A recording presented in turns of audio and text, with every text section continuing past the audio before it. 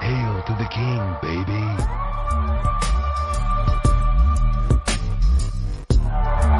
Welcome, everyone, to the Gaming Bounty Board podcast. I'm your host, Tristan, and this is Frankly Gaming. Do you want me to refer to you as anything else? You just call me Frank. Frank? Okay, that works. All right, man. What have you been playing recently? Yeah, thanks for having me on, man. I appreciate it. Glad to be here. Weirdly, man. So I've been on a CRPG binge, which is weird because I never played any before. But it's been kind of a drought of games until recently with Star Wars, which is bugging out for me a ton. And then we have Redfall coming up.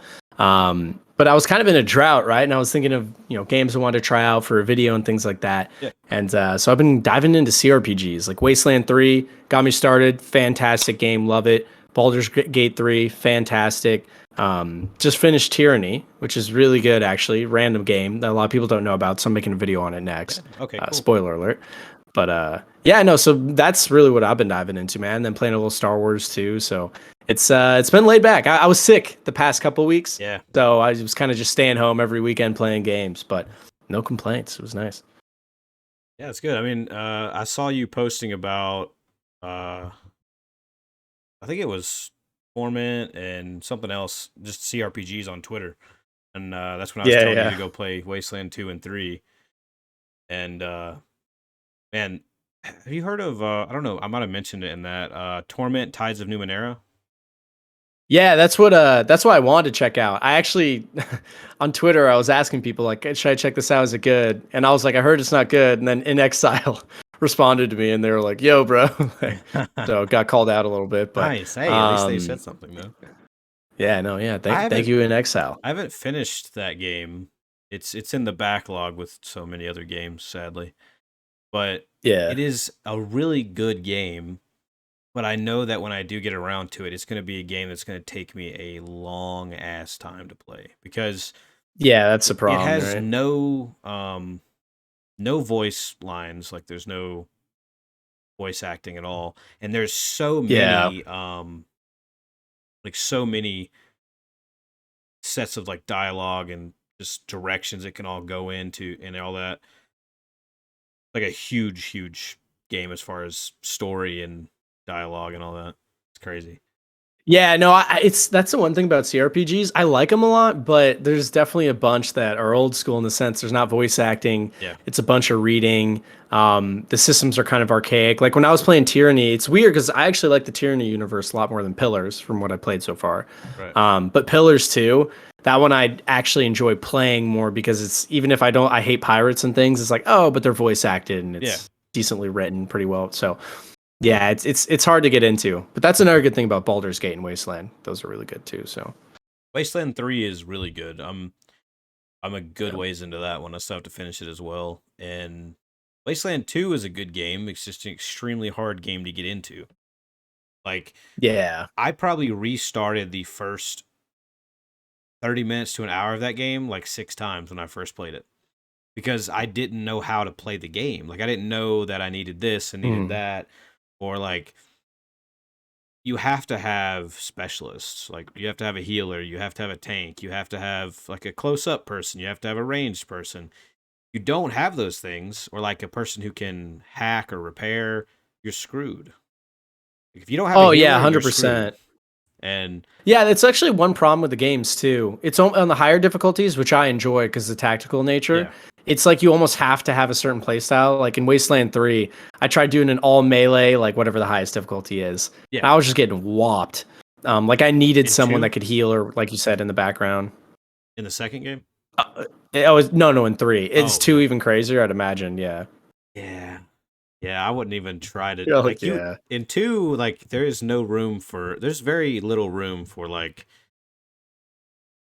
creative ways to like, you know what I mean? Like you can't really play any way you want. Like you kind of have to play to a certain way, but it is really in depth as far as like side quests and choice and consequence. And I think in that area, it's a lot better than like Fallout 3 and even possibly New Vegas in that area. But as far as gameplay and stuff like that, it's not even close. But 3, I've had a lot of fun with. The combat's way better, and it's not as much of a difficulty curve in comparison to 2. Yeah, no, and I recommend because I never was into CRPGs, and I neither. kind of on a whim was like, I want to try these. And Wasteland 3, I think, is the way to go. So I've played a couple now. I think Baldur's Gate 3 is great, but it's almost a little too intense. Yeah. Like I appreciated Baldur's Gate 3's systems because I played Wasteland, so I understood. Oh, you have multiple people in the party, you have to manage the inventory. There's all these different D&D systems, like so. It don't start with Wasteland 3, and I think you'll fall in Yeah, I love. think Because if Wasteland I had started with 3's Tyranny, it would have been yeah. horrible. Yeah, I think Wasteland 3 is probably one of the easiest to get into CRPGs or maybe even RPGs in general. Like it's just super easy to get into. It's all like Oh yeah, the writing's amazing. It's yeah, funny the too. writing's Yeah. great, the tutorialization is really good, and they kind of introduce every element that you're going to encounter throughout the game at the very beginning within that first like 30-minute to hour period.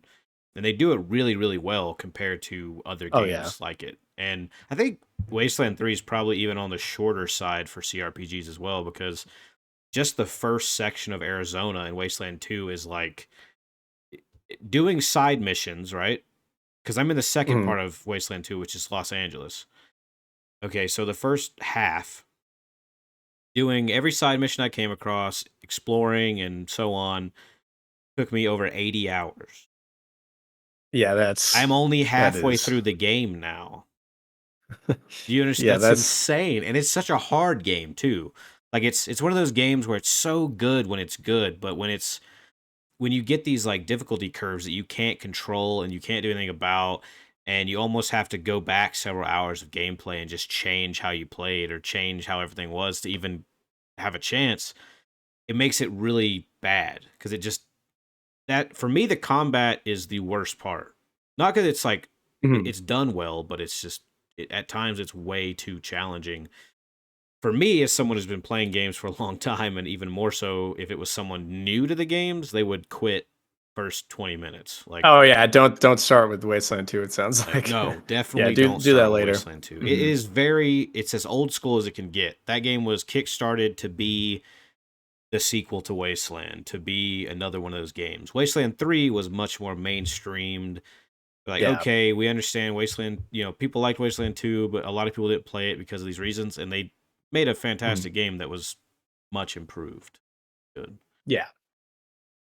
But yeah, I mean, most of them are pretty good. I have very little experience with CRPGs, but Torment Tides of Numenera is pretty good. Those two. I don't know if you would Yeah, I know. consider Disco Elysium one, but it kind of is, I guess. Yeah, it kind of is. Dude, Disco Elysium, I've played like 10 to 15 hours, and I just sat there the whole time wanting to love it because everyone says it's like one of the greatest games ever made. And one day I'll sit down and try again, and maybe I'll like it. But Mhm. I don't know. You didn't like it? I can't bring myself. Not that much. I once again, maybe I'd love it if I tried again, but Yeah, I haven't. yeah, So I've probably I was in played, the mood. I don't know, 5 to 10 hours of it or something. I haven't finished it. I think it's actually a pretty short game. Um, but I think the Yeah, best hopefully. part about it is probably just the choice and consequence aspect, because it's much deeper than any game really. Like if you just go and like you trip over your own shoelace and fall into somebody, somehow that has a consequence to do something else down the line, and it's a Yeah, purely no, narrative game. and I love that, and specifically the consequence. I don't care much about choices because I Right. think even in a lot of beloved games like New Vegas, a lot of times people will be really hyped on choices, but if you actually look at it, the consequences aren't as crazy as you would Yeah. think. My problem, and Disco Elysium does that really well, for at least from what I saw, and then also people say. My issue with it is I just don't like the world that much. So weirdly enough, you can have as much choice and consequence as you want. And this is my issue with New Vegas as well. But if you don't like the world, you just don't really care. So even if you do something like you trip over someone's shoelace and that causes Yeah. the old lady to get mad at you or whatever it is, right? I don't care because I don't care about any of the characters. You know what I mean? So Yeah, I get what you're saying. it's a weird dynamic. Yeah, it's almost like I'd rather care more and have less choice if I had the Yeah. option. But everyone has their preferences, right?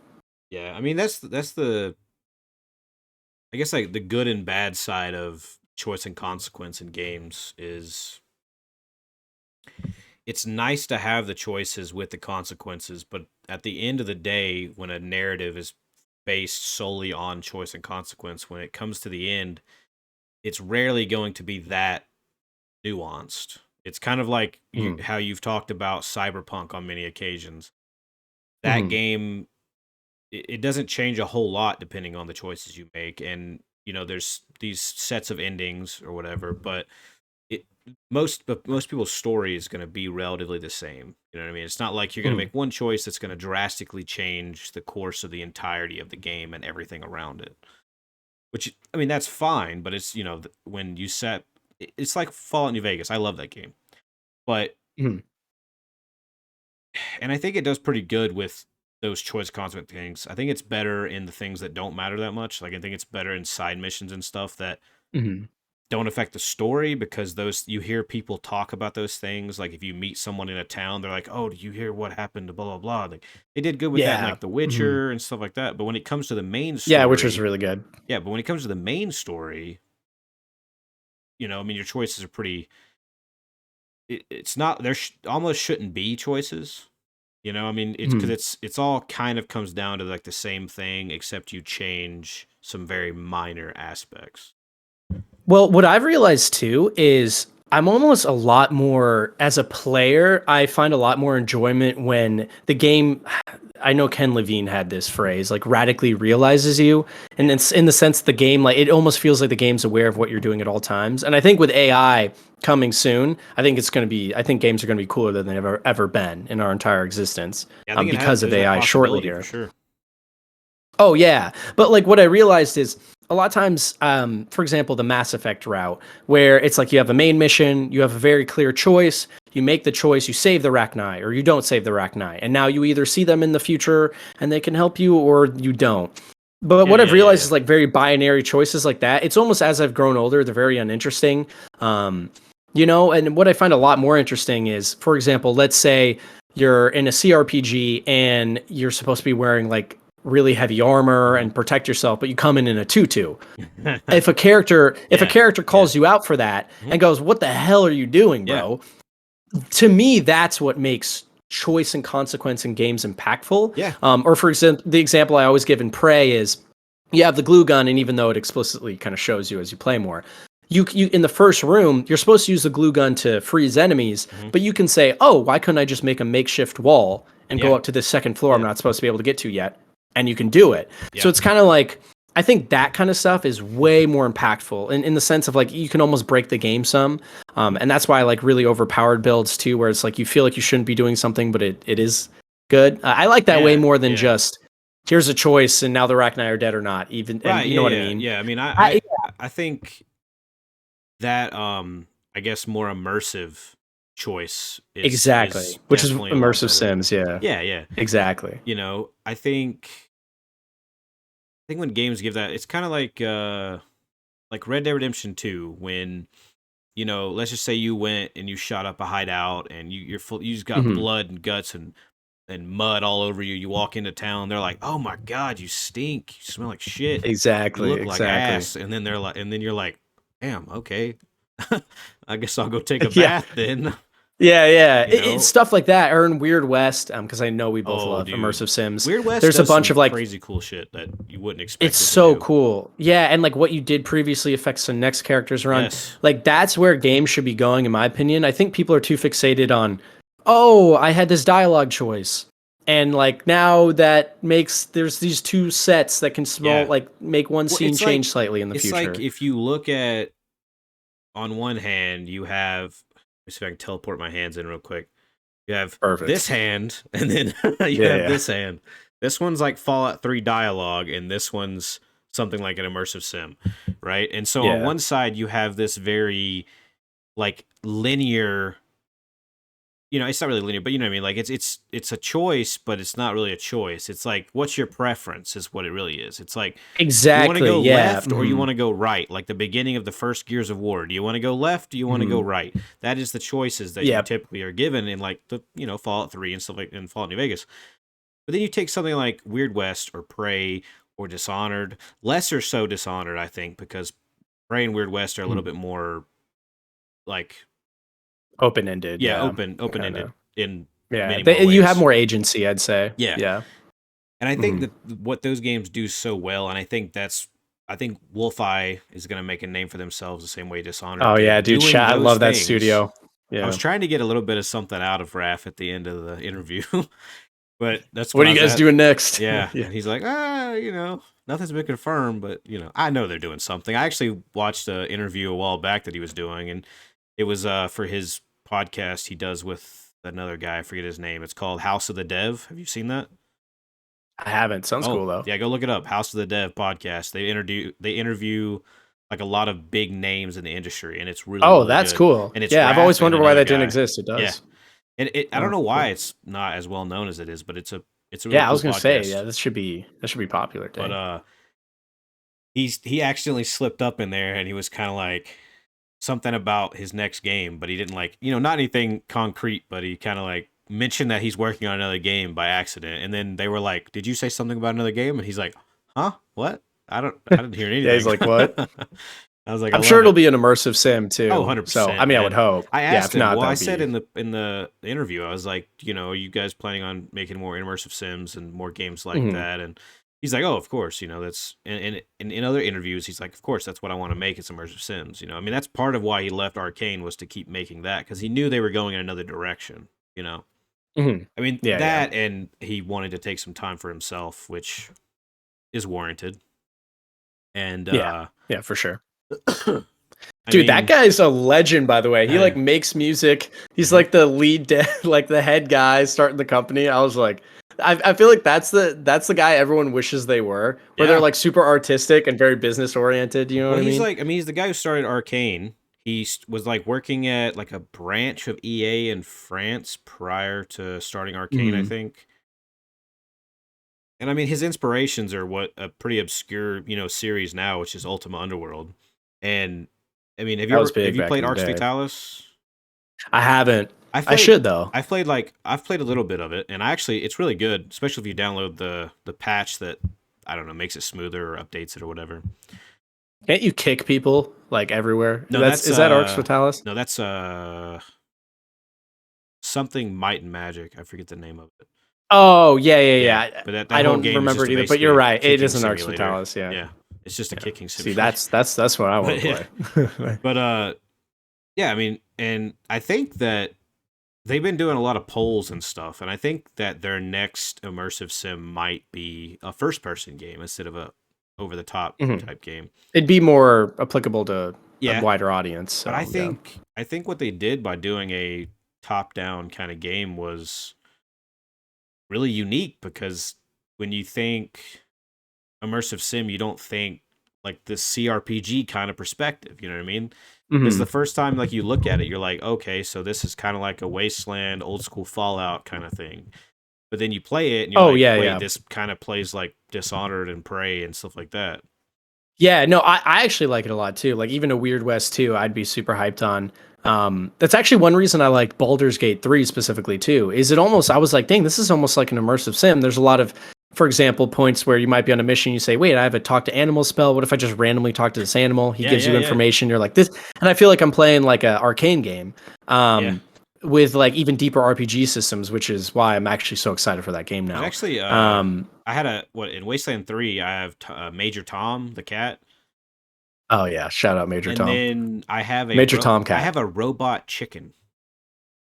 Oh, dude, I wanted one, but I didn't have the animal like Yeah, whisper level yeah. 3 or whatever. Because of the second game, I had my main character have Animal Whisperer because I ended up specking some in it in the second game to you could tame like the enemy's animals and have them fight against them. And I was like, this is kind of useful. Which speaking Yes, of, it is nice. uh there are sheep or not sheep, but goats in Wasteland 2 that make that annoying ass like Bah, goat or sound, like like a loud that's a scream. sheep, but yeah. Is it sheep? No, I Oh mean like yeah, I know what the you're talking about. scream, like the goat scream. You know what I'm talking about? Yeah, I'm not even gonna attempt that one. I can do the sheep, but Yeah, I'm not ghosts, either. that's above my pay grade. But Yeah. either way, I mean they have them in the game, and those when I was in that area, it's like a valley that they're in or whatever, and that yeah, Mhm. it was annoying. It actually just scared You're me like, ever so this often is because where they I would go, quit. Yeah. do that loud yell, and I'm like, whoa, what? Where did that come from? I'm under attack. Yeah. But yeah, I mean, man, I love Weird West, and I think Wolfeye is gonna go. They're gonna go far with that, and I think that kind of emergent gameplay, focusing on the the systems and everything is a lot better of a choice and consequence kind of thing than a like A or B choice, Exactly. Yeah. And I think when you're like, That's what I've always been saying too. yeah, Yeah. I mean, like when you're playing, like for instance, Weird West, it does have like Mhm. these choices, but they're not choices that you directly make like that. Like it's whether you kill a certain person or if you don't kill a certain person or if you go and murder a town or you don't. You know what I mean? Mhm. And it's based on your decisions in like real time in a sense. Yeah, exactly. And I think it's only going to get better too. Like I think immersive sims I've always wished were more popular. And I kind of don't understand why they aren't. Because even some of my friends that aren't gamers, they just play like Call of Yeah. Duty. I've introduced them to Prey, and they don't play any other games. They've tried every single player game, hate it, and they love Prey. They're like this shit is amazing. Yeah. Why does no one talk about this? And I'm like, yes, exactly, bro. I think that But I actually really, I don't know. it kind of brings me to a thing. My dad, he plays games quite a bit, and he used to Mhm. rent a lot from Redbox when they like rented out games.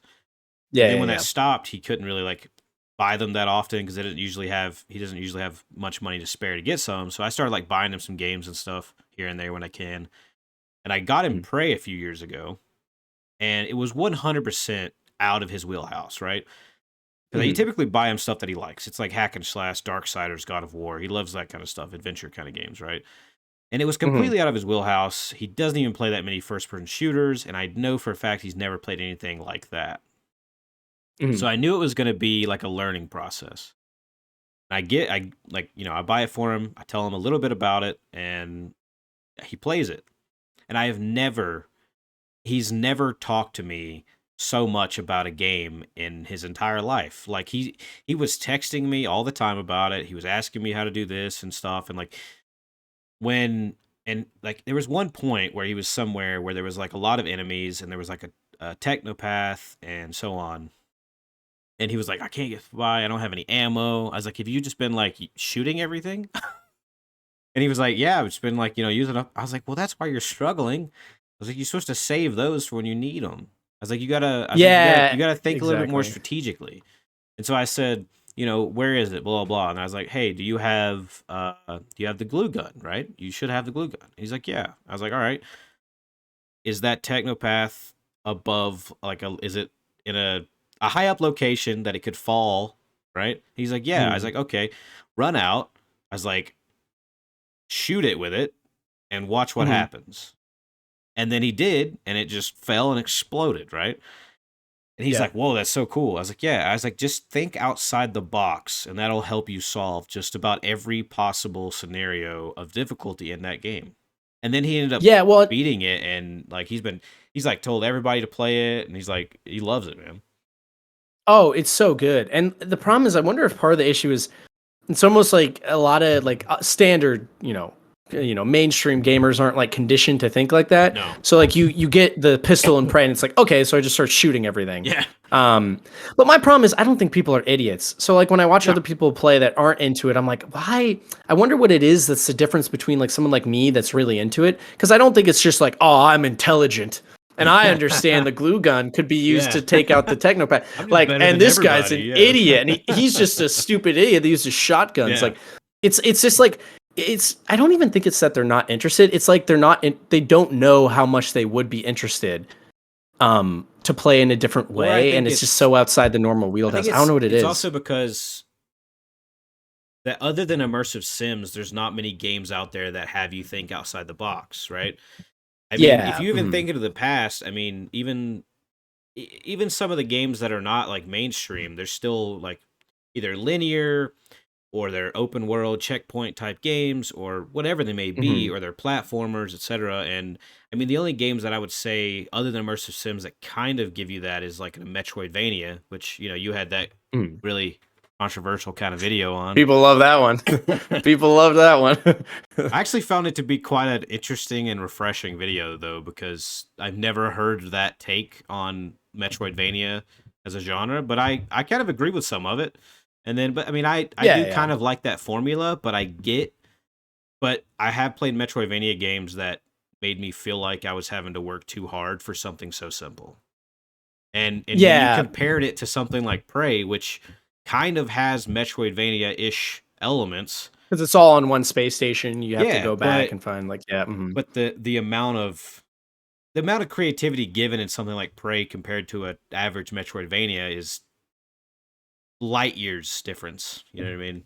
Oh yeah, yeah, and for anyone listening to the gist of my argument was like, what I don't like about Metroidvanias is it'll be like, oh, you just got to the new area, but this thing's really high up. You're gonna need double jump, and I'm like, well, I know I have to double jump. Like I know what to do. I just can't do it. This is stupid. And then I have to like go back, explore all the part Yep. You have to part go I back to the missed, last and then find this level. key. Yep.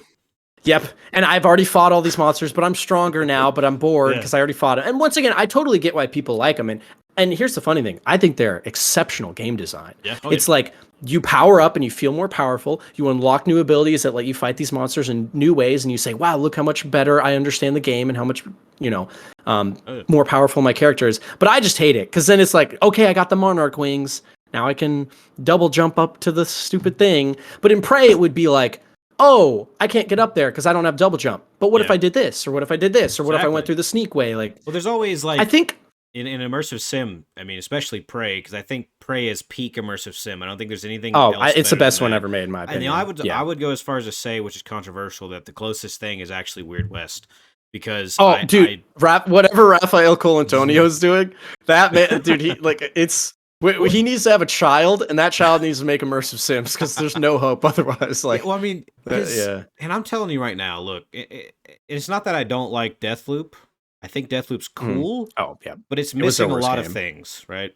Oh And yeah, I it think was their worst Redfall, game. hopefully, And I'm is worried good. Redfall is going to be the Right, same. I hope but Redfall's we'll see. good, but it's going to be missing a lot of the things, right? Yeah, and we're recording this the day before it comes out. By Yeah, the way, for yeah, anyone yeah. watching as well. But there's something about I don't want to say, because Raph's like one of many people who made the games he made at Arcane, right? But he's always been like I think the creative director. He was the CEO, the founder. But I feel like he just brings a certain passion that not many other people at Arcane have, or that they're not showing. You know what I mean? And after the failures, because Prey was a failure, Dishonored 2 was a failure. They were both financial failures, and everything. Now Prey got a second win through Game Pass. It's kind of a cult classic. But that didn't help it financially, because Game Pass doesn't help financially, which recently came out as a 100% thing. That it doesn't really help, games like sales wise, but it can help them if they get enough of a spotlight. But yeah, I mean, so I feel like Raph just has like this magic that he brings to any project that just somehow elevates it higher. Yeah, well, I'd imagine, because I think a lot of the people at Arcane are very, very talented. Like the art design, even some of the 100%. writing. I love the worlds. Like, and I bet they're very passionate about the work. It's just people, I feel like, always underplay like the role of a leader. Yeah. In like actually achieving things, and like there's a reason certain people always seem to be attached to projects you love, and it's because. Yeah.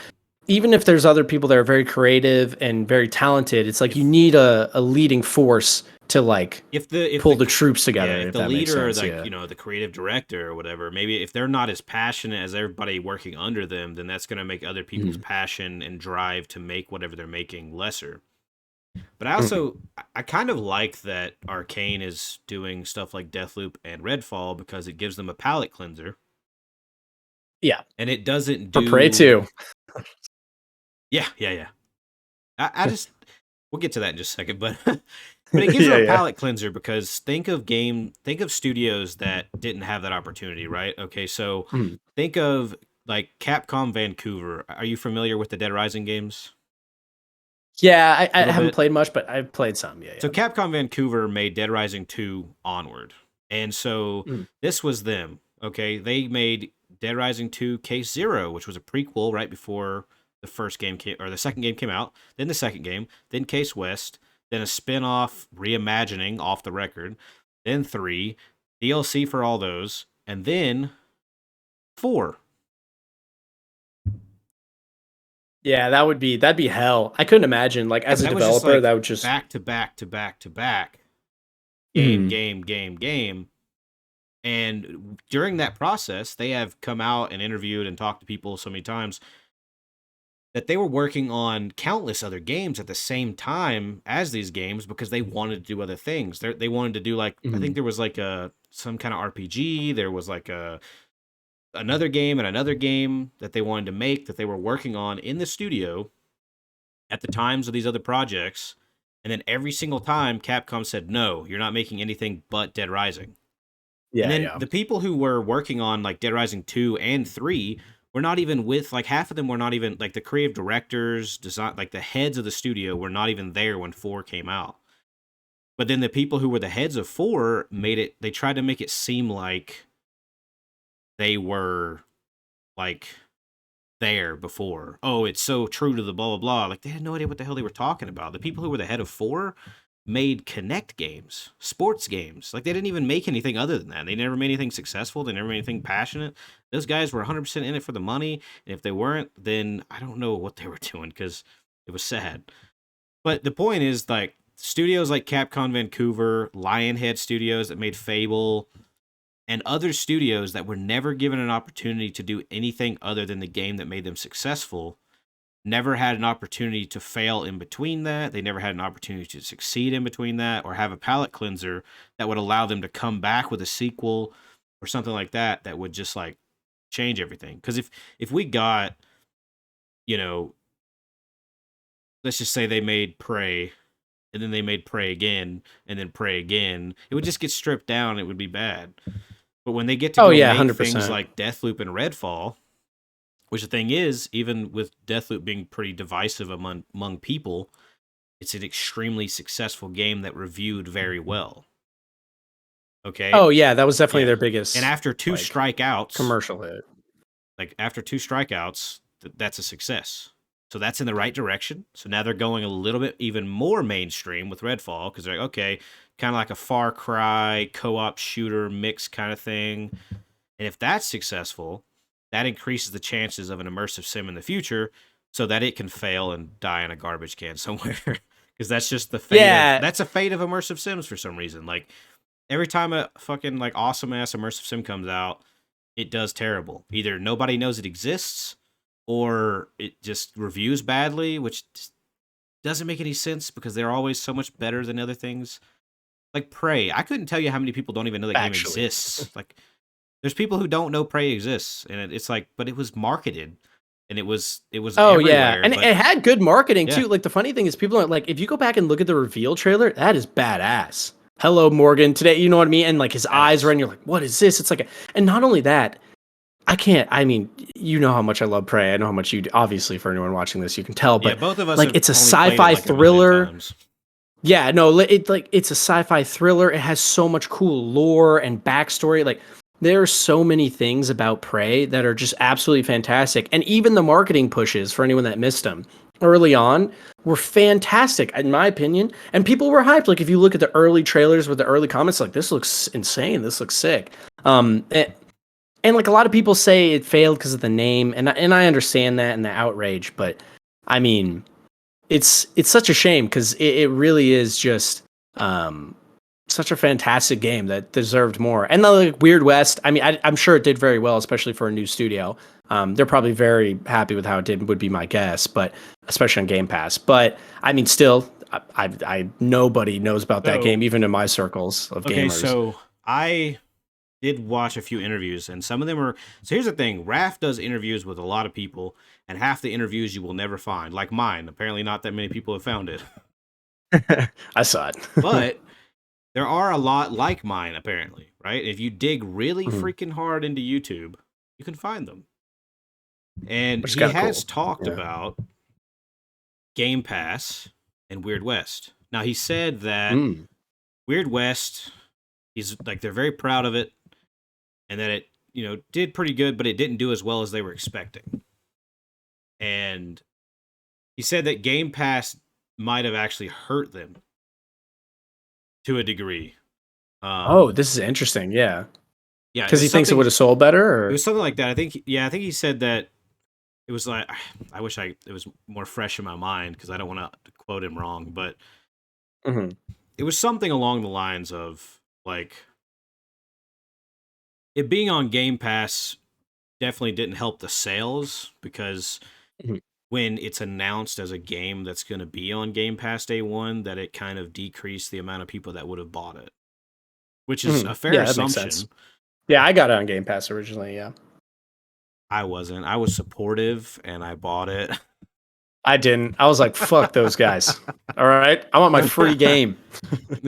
I bought it eventually. Yeah, Yeah. I pre-ordered it or whatever, and I bought the special reserves version of it as well. My physical edition. I did an unboxing on that. Super cool. Oh, that's cool. Yeah, it's like it comes with like a slip cover thing. It's a PS4 copy because it's the only one they did, and it has like a number on it for what number it was of the ones that were produced because it's limited edition. And I got to pick the 0451. sleeves, so I got the one.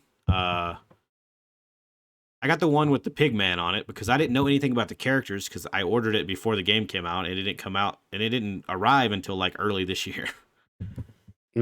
But the Pigman's fine. I thought he was a pretty cool character. I mean, he himself is kind of a piece of shit, but that's besides the point. Yeah. No, I liked all the characters. I just like the interactions. Yeah. I mean, I could go on and on about Weird West too. Monster. Always one of those, right? But yeah, I mean, I did like the Pigman though, but I actually think my favorite character might have been the werewolf. Yeah, he had a. What was it? Well, I don't want to. I guess I shouldn't go too into spoilers, but yeah, werewolf was cool. The Indian guy was cool too. Yeah. I liked him. I liked that one. I forget the names, but yeah, it's like yeah, that's why. And his star too with like the animals. Yeah, that was cool. I liked his part. I just kind of lost train of thought where we were because it kind of spun out of control. Pretty much immersive Sims. Yeah, I mean it's. I mean, in general, I think the gist of what I'm getting at is I agree with you. I think immersive Sims have something really special a lot of games don't. And when people talk about choice and consequence, as we said, I'm almost always like, no, you're thinking about it wrong. Like, that's not what's cool about games because I'm right and you're wrong. But like immersive Sims, I think naturally are like the epitome of the medium. And I think potentially with AI in the future, a lot of games are going to start having a lot of these elements. And I think even now a lot of games do. Like Baldur's Gate 3 is essentially an immersive sim in a lot of ways. Like some people a lot of new games that come out. Fallout games, immersive sims, even. Yeah, exactly. Yeah, stuff like it. And what does that definition really even mean too? I mean really, I think everyone has their own idea. Really, it isn't even a definition. You know what I mean? Like it's like a weird subgenre. But it's it's like an ephemeral term. But it's more of a design philosophy, is what the name really is. Because it's not like there's so many games out there with immersive sim elements, right? With that systemic design, emergent gameplay, but they're not as like to the same degree. Like let's just say, for instance, a game that because I never did get to what I was playing. I've completely skipped myself. Well, let's go ahead and go to it right now. A game that I've been playing, Dead Island 2, absolutely fantastic, has some of those like systemic elements in the emergent gameplay to some degree. Like, being able to take a can of water and pour it on the ground and hit it with an electric weapon and then it'll electrocute enemies, or turning on a valve and doing the same thing, or pouring gas. You can make a line and then pour a circle around a bunch of zombies and then light it, and then it'll just, flames all around and catch them on fire, or cool. Stuff like that. It's kind of simple, but it's still within that wheelhouse to a degree. It's kind of I wouldn't go as far as to call it what I like to call an immersive sim light, which is what BioShock is. BioShock's an immersive sim light. I wouldn't call it like a full blown immersive sim because it's really not. It's very much a linear first person shooter with elements, you know what I mean? Very simplified elements like water and freezing and ice and fire and stuff like that. Yeah, exactly. I agree with you. I mean, a ton of games have immersive sim like elements or things like that. Yeah. Almost like most games or something, right? Like, the fire or water puts out fire. Yeah, you can go past. But I agree. There's the methodologies, and that's probably why Rafael Colantonio started the new studio, like you said, things like that, because he's so focused on that one goal of creating that specific type of game. I don't know what it is. I honestly think they are something that a majority of the population would love, but for some reason they just haven't stumbled upon it. I don't know what it is. Yeah, I think most Because people like would. Prey objectively is it's actually a pretty good shooter. It looks cool. Yeah. It had, like the graphics are It good. ages very It well. has everything. Yeah. Yeah, it right now it could release now and people would be like, this looks sick. It has everything that on paper that it should to have done really well. And I think people make up excuses like the name. It was named after Yeah, the like thing and gamers were angry. Like that wouldn't have mattered if it was just the greatest game of all time, which somehow it almost is and no one played, so I don't know. I would go as far as to say that it's. I mean, it easily is one of my all-time favorite games ever made. Oh And yeah, it's my potentially second one of the favorite best game games ever. ever made. Yeah, I would probably put it second Yeah, as yeah, well. no question. But Yeah. I mean, it's. I almost say that it's too good for its own good, right? And it's kind of too complex for its own good as well. And I think that's what puts a lot of people off. Like, so a lot of people don't play it because of like the hate that they see online. Other people don't play it because they literally just don't know it exists somehow. And Yeah, then yeah. other people play it, have some kind of expectation for it, and it doesn't meet those expectations, and then they give up on it. Or the game requires you to be so open minded that most people just are not conditioned to use their brain in that way in video games, I feel. Mhm. Because your average game that most people play, you can almost play in autopilot, right? If you play an Assassin's Creed game, an Uncharted game, almost any game by PlayStation, other than maybe the God of War games just because of the combat, because the combat's challenging and difficult. Other than, but for the most part, any open world game, most of them these days that are like big AAA games, it's just you can kind of play on autopilot. You don't really have like it's like okay, here's a marker, marker, marker, marker. Go here, do this, find a bunch of outposts, kill the enemies, whatever, and it doesn't require much thinking outside of that. And I think a lot of people are conditioned for that versus something that kind of tests what they know is just too much, maybe. Yeah, no, I agree. I still think Prey hits a lot of those marks even then. Just I think I get what you're saying because I guess a lot of points you would walk into a room and it'd be like, why do I have to walk past this fire? I don't want to have to figure out some solution. It's Yeah. because it's a puzzle game in ways, but um, I don't know. I think in general too, as gaming's matured and now it's very very mainstream, I think it's becoming more and more hardcore. Like I've Yeah. noticed more and more very hardcore games that when I was like a kid, when gaming was about getting cool, but it wasn't cool. Yeah. It's like they would have been super nerdy. Now it's like that shit's cool. Like super in depth RPG mechanics and stuff. That's almost cool now. Yeah. So I think I think we'll get to a point where everyone will be like, how are these not the most popular games the whole time? And it'll be like, Yeah, I don't know, I but think we're here now. Prey is definitely gonna keep that cult classic status, and I think it's gonna be a long time until it's dethroned as the best immersive sim out there, in my opinion. So I would have said yes, and I agree just on current game design. Yeah. I don't think anyone's gonna beat it. I think you could maybe match it, and maybe you could beat it somehow. But I think what'll beat it, One and I day. think I'm an optimist at heart though, and I think what's gonna destroy every game is gonna be like AI and emergent technologies Yeah. like that. Because I think if you have truly sophisticated AI systems in your game, so for example, NPCs will literally respond to anything you're doing. So if you're wearing a specific outfit, they'll be like, "Why do you have this outfit? I thought they only had them in this room. Wait, are you hiding something? What's going on?" And like this Right, weird yeah, I can emergent see. style, Yeah. like and that because that will truly be next level. And then the other thing is like you could have systems that like are changing the map on the fly. There's so much potential. I could go on and on about this, but like I think hopefully there's a revolution coming. Where specifically immersive sims and emergent gameplay and radically realizing the player, which I think have always been the most important part of games that is probably maybe the hardest thing to do too, which is why a lot of games don't do it. Hopefully something's gonna hit soon. So I don't know. That would be, but I'm optimistic, so it might be. Yeah, I mean, wrong. I don't know. think AI could definitely further, that emergent gameplay and making games a little bit more dynamic. And I think that it could also help with writing, like side quests and stuff for games. Mhm. I don't think that AI being like, the main writer of something would be like the best. Not at this point. But I mean, I think it could Yeah. help Oh no, with definitely not right I think now. it could help with having Might be people funny. focus on some other things, and it could like help with some writing of some other, smaller things and stuff like that, and help maybe flesh out some stuff. And I mean, and if AI can help it to any degree in game design and how long it takes to, make certain things, it could make, I mean, it can make games just easier to make to some degree. Well, and it's even things like, for example, in Weird West, one of the best parts of that game is this is kind of a spoiler, not a mild spoiler, but so just turn away for 10 seconds if you don't want to know. But when you end your act one part, when there's a bunch of different characters, when you end one act, you move on to a new character, but the choices you made in the previous act with the previous character affect the future. Yeah.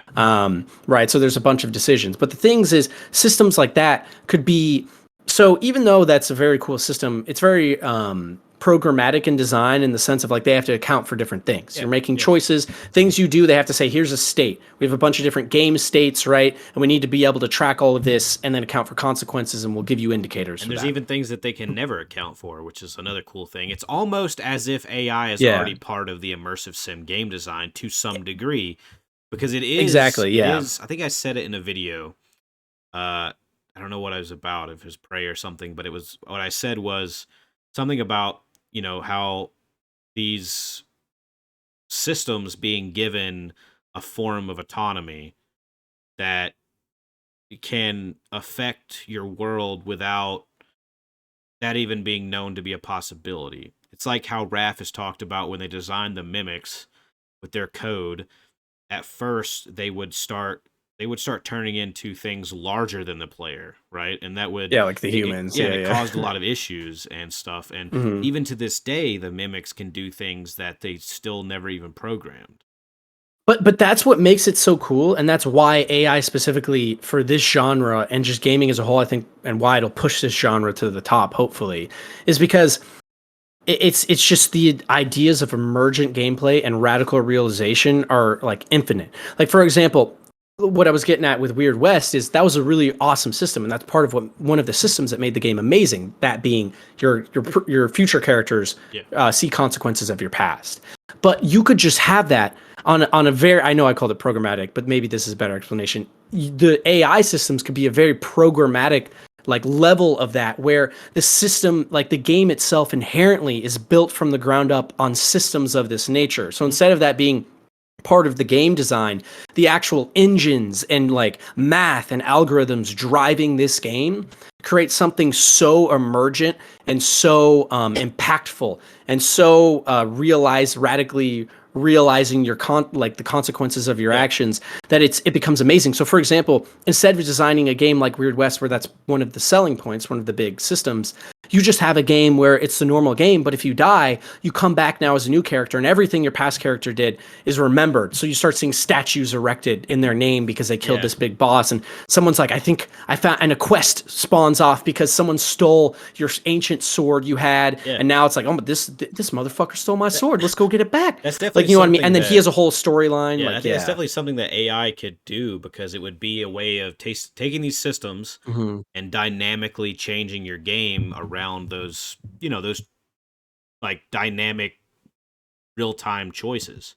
And the artist wouldn't have to focus on art as much, because a lot of that can be, just handled naturally. Yeah, but you could have the artist focus on what really matters. Design a template, and then they could kind of go off that template. Exactly. And then they could spruce up places that need to. They could focus on the main quest line and like the big overarching narrative. But the entire game outside of that could be built around like emergent systems. And to me, that's like the ultimate game. And the reason I say, even though I don't think anything would beat Prey, I think if it does, it's going to be because the paradigm of games itself is changing, and we're going to get games that are just absolutely amazing. And I would imagine, so I'm like 28 right now. I'd imagine when I'm 40, I'll look back and be like, damn, if I could have just been a kid playing, because I'll have kids, I'll have a family, I won't have much time, and I'll be like, dang, I wish I was a kid right now, because kids don't know how good they have it. That would be my guess of what's going to happen.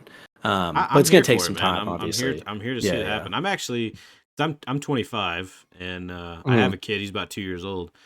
I'm excited Oh, to dang! see So you're already him. there. Yeah, Yeah. I'm excited to see him, grow up and play some video games and see how that goes and see what Yeah. Yeah. see what's going to come Watch out him as he try. grows up, Cool. because Yeah. Yeah. of it's going to be interesting. We're going towards an interesting direction with video games right now, especially with AI and just a lot of the tech that's coming out here and there. Like the new Unreal looks good and all this Oh stuff. yeah. 100%. It's being pushed in a whole nother direction that we never even thought was possible.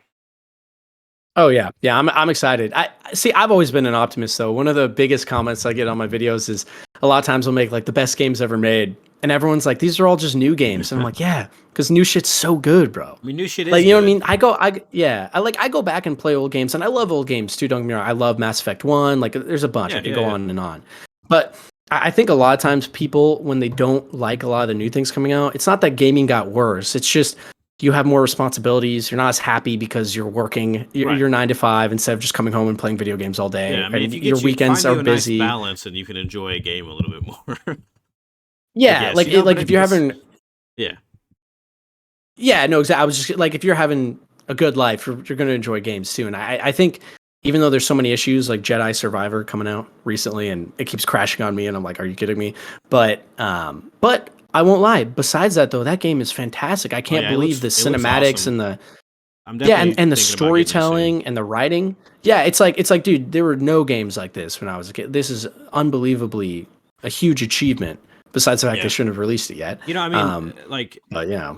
a lot of people are like, "Oh man, games were so much better in the past," or other people are like, "Oh, games are just so much better now." And I'm kind Mhm. of in the middle on that because I mean, even growing Yeah, up that makes when I sense. was a kid, I was playing games that were way before my time as well.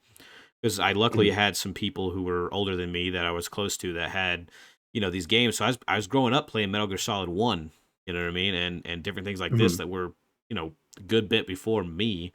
And it gave me a deeper appreciation for games going forward. And I've always kind of played the old stuff and the new stuff. And I think there are definitely games in the past that have done things that to some degree have not been done now, and there are games Mhm. now that have done things that you could have never even imagined in the past, right?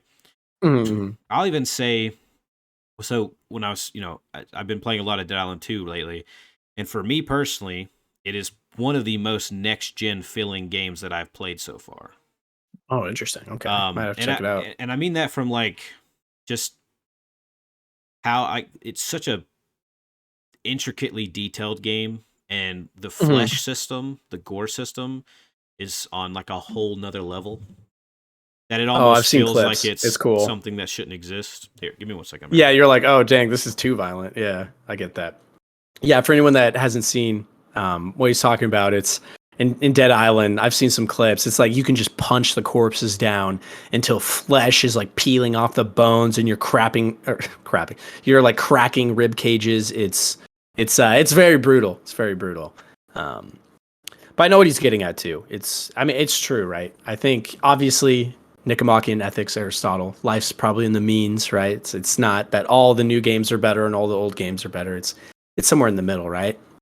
I don't know, but I'm an optimist. If you guys can't tell, for everyone that does watch this back, very optimistic guy. So I tend to be on the side that new things are better. So don't take my word for it. I'm pretty much always going to be on that path.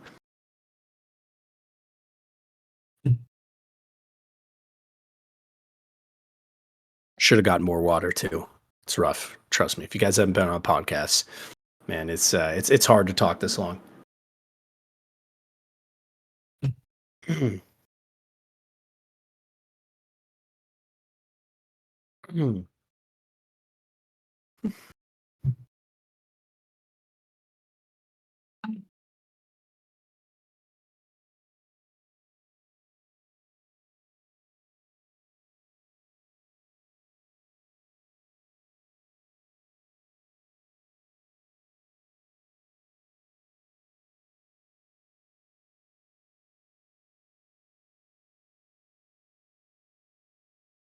We back, baby.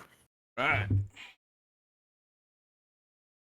All right. Yeah. So, yeah, I think Dead Island 2 just it's gonna be weird because most people aren't gonna agree with me on that, right? Most people aren't gonna agree Hmm. that Dead Island 2 feels like a next gen game, I guess, because the story is not like the most amazing thing in the world, but it's a zombie game, and that's really not the point.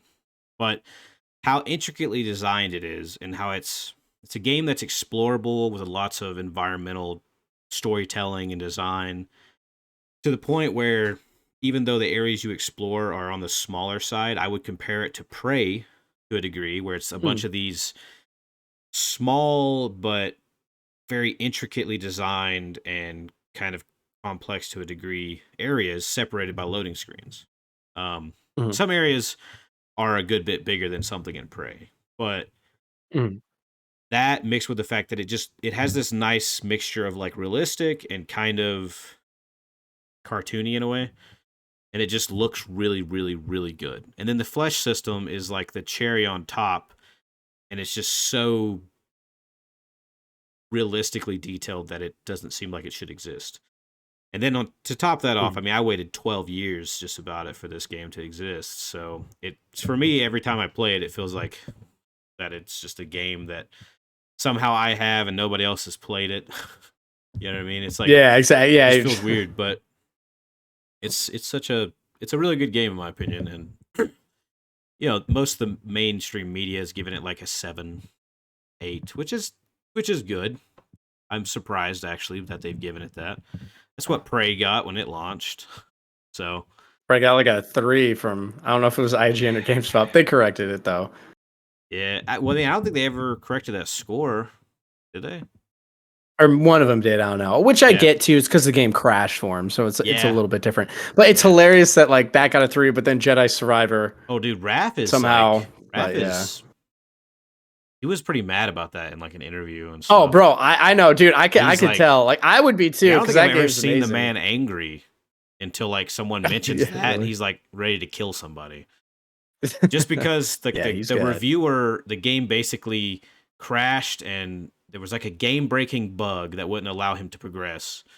And he contacted them, and they even provided him with a save exactly where he was that no longer had that issue before his review came out, yet he still used that as a reason for the game being bad. And that he didn't take into account, but he didn't take into account anything else about the game. Not the story, the world, the gameplay. Like his whole reasoning for the game being that low of a score was that one instance in which they gave him a save file with all the same progress, no issues. Yeah, and it was just a why. It's a tough thing. I understand that. I try to see it from both sides. From the reviewer side, I guess I could understand them saying, well, even though they provide me this, the product I got was broken. And even if it's the greatest game ever made, the product's broken, so I do this. One issue with that is they don't treat games fairly. So based on that, Jedi Survivor should be at a 2 right now, even though it's a fantastic game otherwise. But see, the opposite... Are the reviews out for that game yet? Yeah, it got like 8s and 9s. Oh, okay. Though some 10s here and there. But a lot of the issues are PC, but even has a lot of stuttering issues on consoles. That's why I saw... Okay, yeah, I saw a video. I think someone made a video. I saw it pop up on my feed on YouTube about how poorly optimized games are these days for PC, which is a problem. Oh, yeah. Games are optimized better for console than PC, even though at this point, I think there's more people that play PC than console. Or maybe not. Yeah, I assume overall. There's a lot more PC nowadays. A lot more people playing PC these days than there were 10 I don't years know what ago. it is.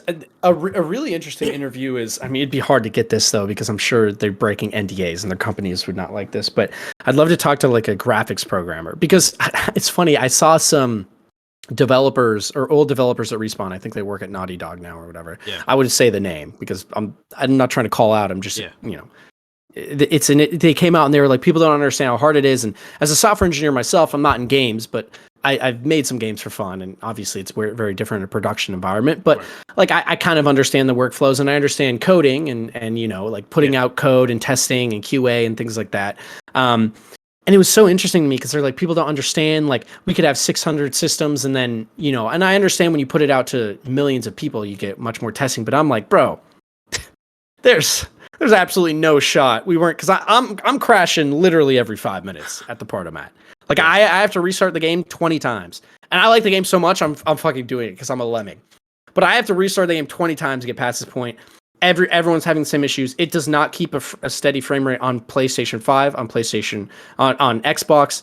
across the board. So I'm like, I'd love to know what's happening. Like, I think a lot of it on PC specifically might be the new consoles are out. They're prioritizing those. There's, But if it doesn't a run faster well memory. I don't if know. it doesn't run well on the consoles either, then that's just called poor optimization on their part. And Yeah, and I get it because I mean, people. I think the people at fault. I was talking with someone on Twitter about this. We were having a little back and forth. I think that's people like me's fault. Like, I should have returned the game the first time I had a little stutter, but I was like, whatever. Like, I like the story, you know what I mean? Right. People keep buying it, so I'm assuming it's the higher ups giving the go. Because my problem is, I would actually have no issue with them being like, nah, we knew this shit was bugged. We're gonna fix it, and we know you idiots will buy it. I'd be like, I am an idiot. Thank you. I respect this honesty. Yeah, Fuck I mean, so but like, I hate that they're like, we didn't know. It's like, you can't be that incompetent. Like, I don't know. I'm sure it was a case that they didn't have the time needed to iron out some of the bugs. Because they probably delayed it too. Yeah. But at the same time, the whole thing of like people are buying the games, so they're going to keep making the games and rushing the games out there. But it's like, yeah, but every time people buy the game, they expect the game to be functioning, and the way you show the game prior to its release is functioning, and then when they get it and it's not, I mean, if they bought a physical copy and they returned it, they're not going to get their money back anywhere.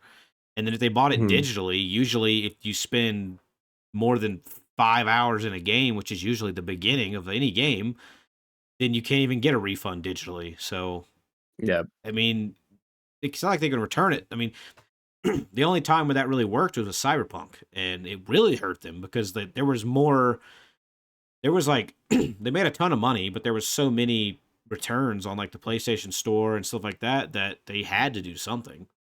Yeah, they took it off this. Well, dude, the funny thing they took it off. Is, so I played So I'm a Cyberpunk lover, so take that as you will. So I'm obviously biased. I haven't finished the game, but I also like the game a lot. Well, on release though, so I played on an older PC I had. Yeah. I have a 4090 now, but it was not when I had this, obviously.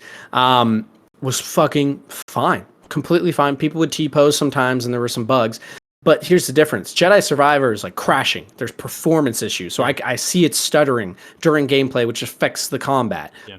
Cyberpunk was always just bugs. And I also played on my Xbox Series X and on my Xbox One. Series X was fine for me as well. Xbox One had some issues, but not as bad as Survivor. I played on Xbox One X, and at launch. Oh, was that? Oh, One X. Oh, that's a little more. That's even better, I guess. So maybe it was okay. I don't know. Yeah, I played at launch on One X. Actually, a day before, because I took a trip to New Zealand, and oh, nice. Yeah. And so I played it was so bad you had to leave. Yeah, no. You had to go on vacation, yeah. But so I played it a day earlier than its release, so there was no day one patch, and I played. And there was no problems whatsoever, other than the game didn't look as good as it was claimed to have looked. But that's kind of fair given the circumstances. I wasn't playing on a 4K TV, even though my Xbox was capable of running that. So I was getting 1080p, maybe HDR, and so it looked fine. It didn't look amazing. Now, playing it right now on Xbox Series X with the last update that they released is like a whole nother game, though.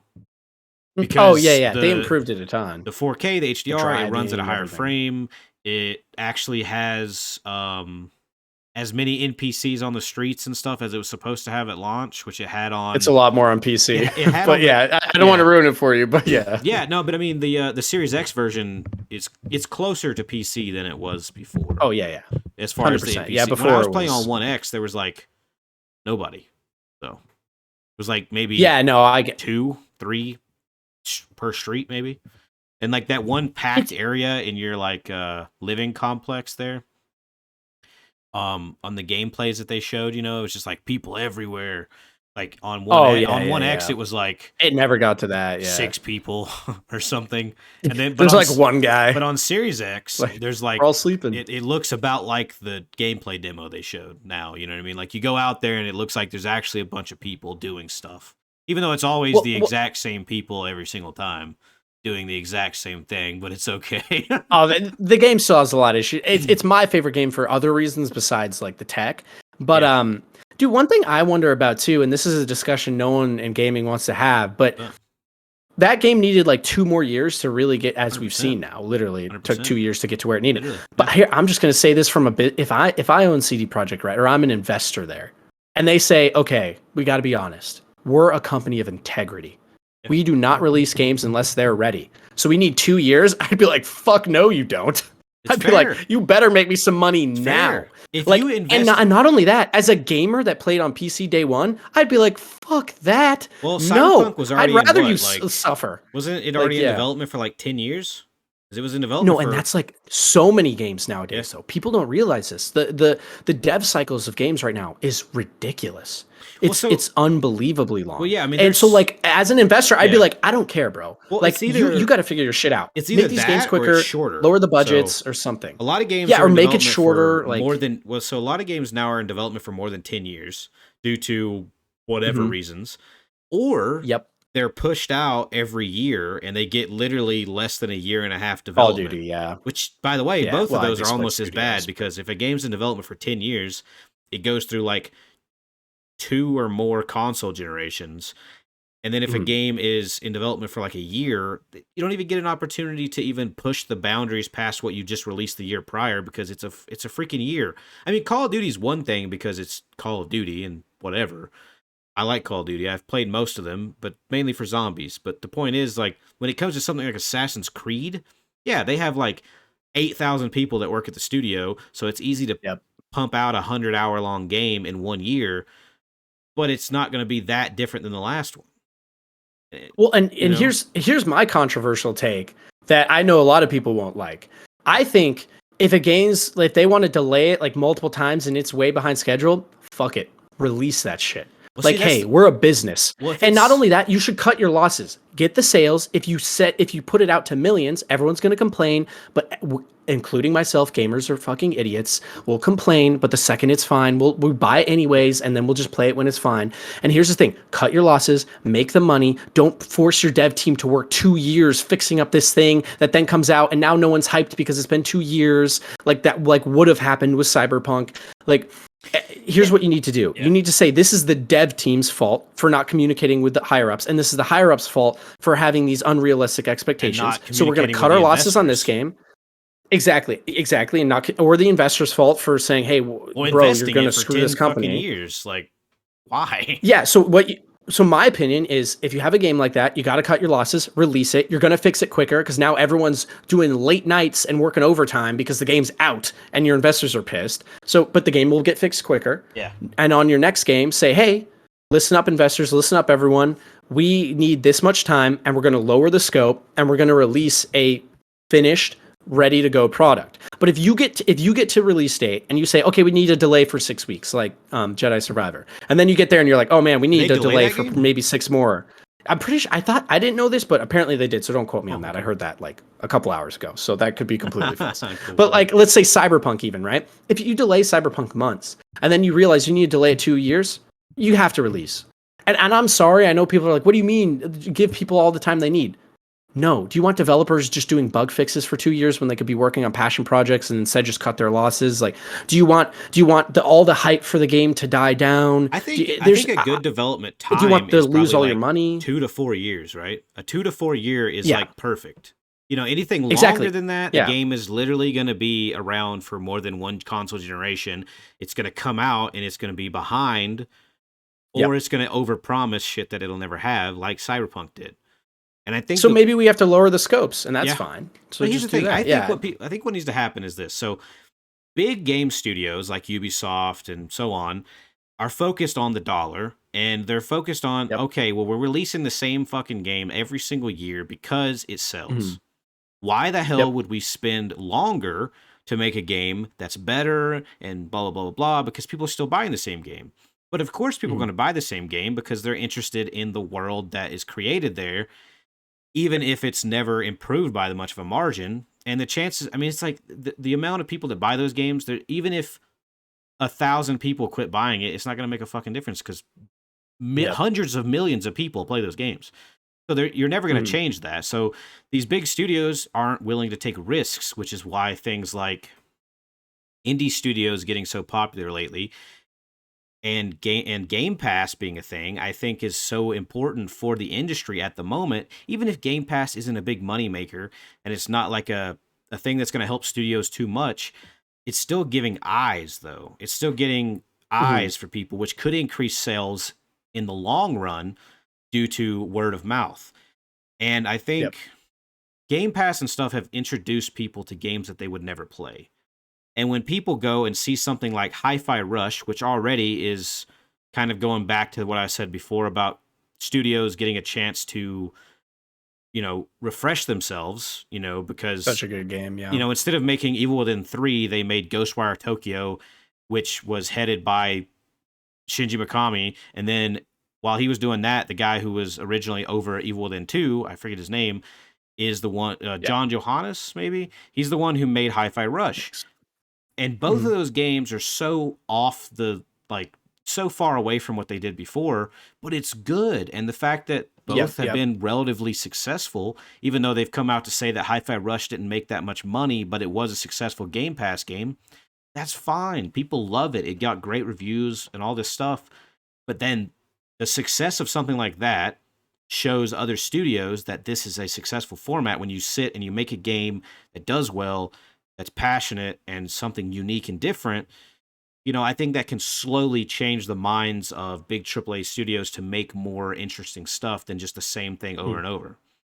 Um, and I think Yeah. that's a big Definitely issue. agree. But then there's also the course of development hell and shit like that. And I think the only reason things like Cyberpunk and Dead Island 2 stay in development for 10 years, well, technically the Dead Island 2 we got now was only in development for 4 years, not Mhm. 10, because Dan Yeah. Buster was luckily given the opportunity to make a game from scratch. Because if they would have made a game that was already being made by another studio, it would have been a dumpster fire. Yeah. True. True. But the only reason that games like that, like Cyberpunk and Dead Island 2, are the main two that I can think of right now that have been in development for over 10 years by the time they Mhm. released. And they release, and well, Dead Island 2 was a lot better optimized and so on. But the only reason they were in development for so long is due to the corporate side disagreeing with what the developers want to make. And so you just let the developers make the games, and you as corporate people can just give them, like, well, we want this little thing in there or whatever, but like don't sit there and try to judge them and like make them do this thing just because you want to try to make everybody happy. You don't make good games by trying to make everybody happy. That's not how this works. Good games Yeah. I. succeed by being unique and different and cool and whatever. They don't succeed because they're trying to have everything. You don't need everything that's ever been in a video game in one game. Yeah, and I mean, I think that could come from the developer side too. Like, Yeah. what's a good example? Like Peter Molyneux with Fables, right? Yeah, yeah, Like, yeah, yeah. that ain't the corporate side. That's him being like, we're adding this and this. And I'll give you another example. Cyberpunk, my favorite game ever, but I'll admit it has a ton of faults, and a lot of that isn't investors. It's CD Projekt Red saying we're going to make the greatest RPG of all time, and also the best looking game of all time, and also it's going to have flying cars. And we see Yeah. space in the first trailer, so I guess we can Yeah. go to Well, space. that's, see, But that's the you other couldn't thing do that. about with Cyberpunk's Yeah. marketing. It had one of the best marketing campaigns of any video Oh, game ever fucking dude, and they made. still, dude, their marketing team is unreal. Like Yeah. even those Phantom Liberty trailers have been Oh like, yeah, I mean, dude, I'm watching it. I'm like, oh, I'm back. dude, their I'm back, marketing's on baby. a whole Like nother we're level, in. right? Like, And yeah, here's the yeah. thing. So I don't care how Cyberpunk launched, and I don't care about whatever they overpromised, blah blah blah blah blah. I Mhm. never overhyped myself because what's the Same. fucking point? Like, don't Mhm. overhype yourself on something because, I mean, I don't know. It's not, it's a video game. It's something you might enjoy, whatever. And I get it. You overhype yourself, you expect this thing. But there was people out there Yeah. expecting Cyberpunk to be an immersive sim. Now, did they kind of hint Oh that it yeah. would be? Yeah. But they never Yeah, blatantly they said like Deus Ex, like yeah. but they never blatantly said it. You know what I mean? Like they were never like, "Oh, Mhm. it's definitely 100% going to be an immersive sim," whatever. But you should have expected it to be closer to what The Witcher 3 was, which is what it kind of was. Well, and the fans, but I actually did a whole video on this. There's I won't dive too much into this to take I've us off probably track, seen but it. I watched all your stuff, I think. yeah, I oh went yeah, so back pretty you've probably far. seen it. Yeah, you're like the first. I Did you just see the bunny binged it. I was montage from like decades ago? Yeah. For anyone that sees my channel, I when I first was a kid, I made the channel. That's why I've had it for so long, even though I've only started uploading recently. But I had like a bunny montage like decades ago. So if you want to see my old bunnies, R.I.P. Whiskers, he's no longer with us. But yeah, you can go see him. He's very cute. It's my first video, so just go to the last one. I think, or first or second. I've had a channel for a long time as well. Don't worry. If you go to the end of end of mine, it's pretty weird. Oh god, now I got that's even crazier. I gotta know now. Damn. But yeah, no, it's yeah, like I said, it's a lot of people just had an idea, like you said, they overhyped themselves. But not only that, they were telling themselves lies. Like in my video specifically, I remember a lot of people, and they still to this day, there's this like thing about oh my god, I don't remember. It wasn't the garages for cars. They did mention that. It was something else. It was some feature that people are always like, it was supposed to have this and it never shipped. I wish I could remember off the top of my head. It's in my video if you want to see. But essentially, I found the original Reddit thread. It wasn't that. It was something else. But anyways, I found the original Reddit thread where they were talking about it. And it had come from an article from some major outlet who misquoted the developers. And the full transcript of that conversation is available to people. So you can see firsthand that they misquoted them. The developers came to the Reddit thread and were like, no, we didn't say this. You gotta remember like, that. This is wrong. Yeah. And then they corrected it, but never put out another article. And multiple times in the future, you can find other Reddit threads and other articles referencing this first point that the developers immediately came out and said was false from their own portals as well. And then even to this day, people are like, they never did this. And I'm like, this was never promised. All it takes is someone at all. To like see this that. was just all it takes is someone to see that. Yeah, this was not just see random. The developer response, you know. Mm-hmm. No, but that's what I mean. So like, there's so many factors at play, and like I don't trust the guys at the top because they're just looking for money, which I think is completely fine. I don't trust the developers because I'm a software engineer, and even though I'm not in games, I know I fuck up. Like sometimes, and like you might accidentally screw something up, or you might think you can finish something on this time period, but you can't. You gotta fail, and you're definitely going to. And I mean, but it's hard to admit when you fail sometimes, and I think that's a big problem. Exactly, and exactly, and for the people, right? And they fail, and even consumers fail because they were just saying random bullshit that they thought was true, and they were 100% sure of themselves, but never was said. Like even judged a game based on certain promises that were not actually promised at all. Even if you go back and look at every trailer, every interview, everything, they don't exist. They're like, this never was a thing. Don't know where you got it from, but it didn't exist. You just made it up in your mind because you overhyped yourself to such a degree. Exactly. And don't get me wrong, CD Projekt Red fucked up too. Like unacceptable what they did. Like they like kind of hid the console a little bit until like it released because they knew what was up. Just like Jedi Survivor. Yeah. Like they're not hit. They know what's up. Like I love the so everyone was at fault. Survivor but every time you get a chance. Oh, dude, it's a love-hate relationship. Like I want to play it so bad because it's awesome, but it keeps crashing. So that is a problem. Yeah, that's why you have to make your mind up for your own. Like I have to say this. As someone making like YouTube videos and things like this, one of my favorite parts is you get to have your own voice. And you probably feel this too. Because sometimes I just hear these things, and especially as I've gotten older in life, I've learned I can't trust anyone, dude. I got to play this game for myself, and then I'll have an opinion. Because it feels like everyone's really disingenuous otherwise. I found that people overhype stuff. Then I see reviews and people judge something in such a weird way. And I actually refused to watch reviews prior to Dead Island 2 coming out. I've slowly watched videos after it's come out. I already knew I was going to love it as a huge fan. Like, Dead Island's one of my favorite zombie games ever freaking made, right? I already knew I was going to love it. I mean, it's everything a zombie fan wants. But then you go and you see, like, I could go watch a review, and it's going to probably hurt the feelings that I'm going to have for the game to some degree, whether it makes them more positive than they should be or more negative than they should be, because people have such drastic ways of looking at things. And it's like, I think that's a big issue with a lot of people these days, though. It's like, it's fine to watch reviews before you play a game, but I feel like you should play a game before you watch reviews sometimes, because sometimes one person's experience isn't going to be the same as yours, right? Yeah, and it affects you a lot. I remember when I was playing Cyberpunk, I absolutely adored the game, but there was a lot of controversy, and I liked it so much I wanted to go online and be like, I want to see all the love. Like, how much are people liking it? And everyone hated it. And I remember they were pointing out things like, look how much they T-pose. Look at the cars that spawn and Did start it doing make this. you And then I start started feeling negative noticing about it. it? Yeah, so I went in the game. I'm like, you know what? They're right. Yeah, look, like it doesn't look quite as good, and there's not as many people as I was Yeah. hoping. And oh yeah, that car did But just you would spawn. have never Oh, that noticed guy way these off in the distance. things if it wouldn't have been pointed out to you. Exactly. And I started to not like the game, but eventually things would keep happening. There's moments with Takamura or with Yeah. Judy, right? In the Yeah. bathtub. And I remember it just kept happening. And I was like, nope, that was fucking awesome. Yeah. Nope, that was amazing. And then the ending of the game, which I thought was unbelievably amazing. Yeah, so I I still was need like, to finish the game. yep, this was That's the problem amazing. for me. I still need to finish it. Oh yeah, maybe you'll like it, maybe you won't. But for me, right? And I was like, you know what? That's totally fine. I get why other people don't like it.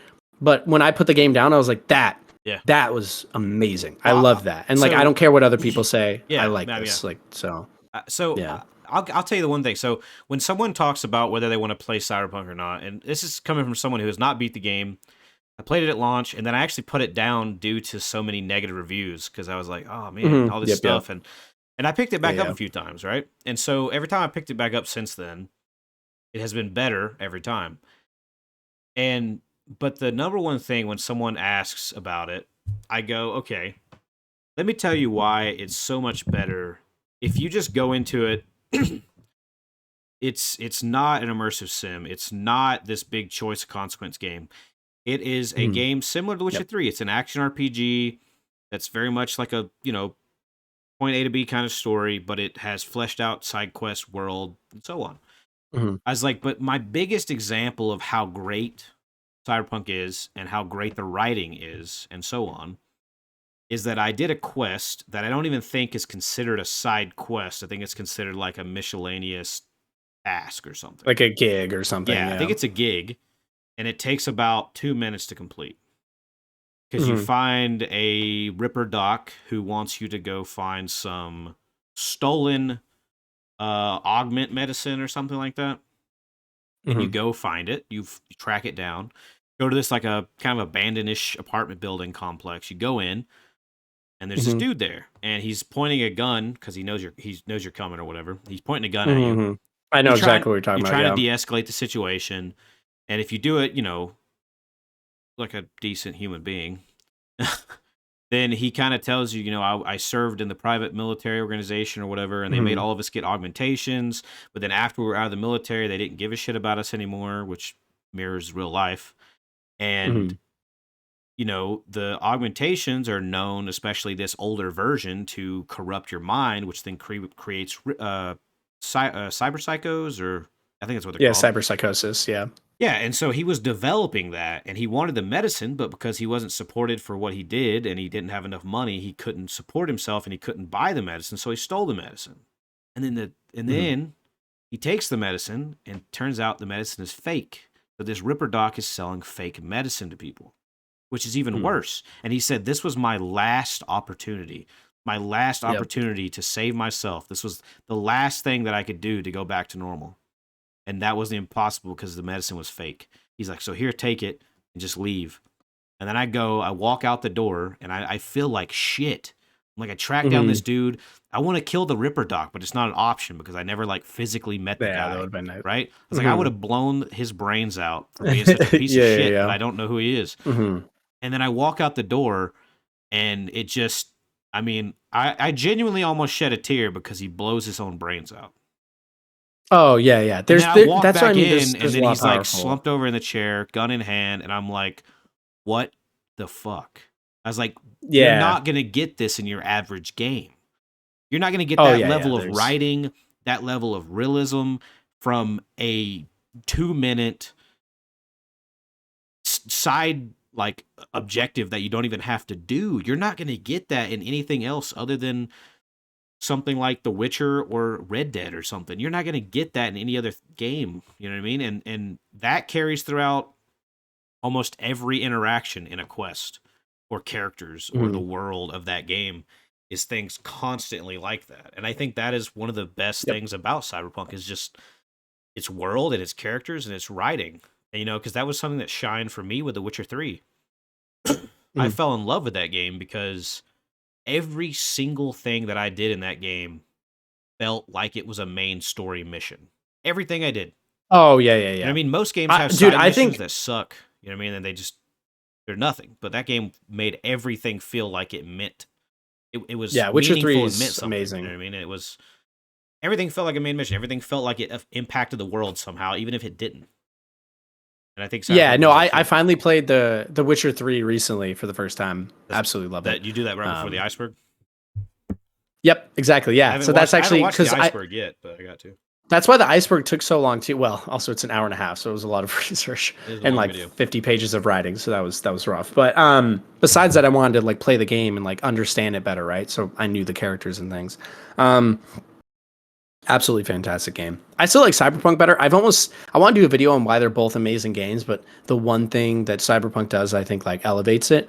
I don't know though. I might make that one day. We'll see. Hey, if you make it, My fans would like it because I'll join Cyberpunk, you. but I'll hop in. I'll record oh something yeah. for you. I'll do a little crossover Oh, that'd be sick. Yeah, yeah, a little crossover. Yeah. because I've thought about doing something on The Witcher 3 so many times, but it's like, and Red Dead even, and it's just like the whole time I'm kind of Mhm. like, I don't know if I can do it justice though.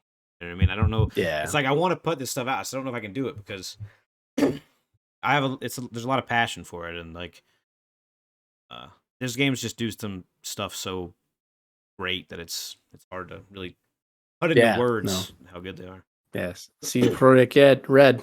Very good studio. Oh yeah, see, yeah, they're great. Cyberpunk just was a trouble development, and it is what it is. But it's in a very playable state now. There's really no reason for you not to play it at this point, and you could probably get it for extremely cheap, like physically or digitally, almost anywhere. So, Or in our GOG affiliate links. No, I'm just kidding.